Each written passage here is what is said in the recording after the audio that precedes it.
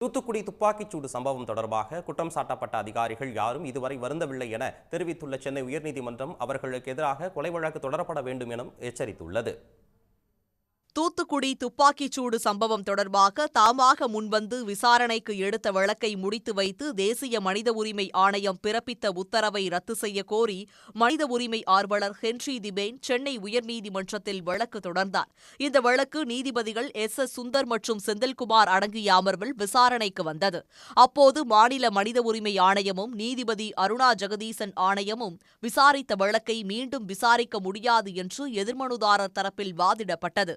CBI தரப்பில் மனுதாரருக்கு இந்த வழக்கை தாக்கல் செய்ய எந்த அடிப்படை முகாந்திரமும் இல்லை என்றும் ஆட்சேபம் தெரிவிக்கப்பட்டது. இதையடுத்து நடந்த சம்பவத்திற்கு இதுவரை எந்த அதிகாரியும் வருந்தவில்லை. அவர்களுக்கு எதிராக கொலை வழக்கு தொடரப்பட வேண்டும் என்று தெரிவித்த நீதிபதிகள் எதிர்மனுதாரர்களின் ஆட்சேபத்திற்கு பதிலளிக்க ஹென்றி திபேனுக்கு உத்தரவிட்டு விசாரணையை ஜூலை 15ஆம் தேதிக்கு தள்ளி வைத்தனர்.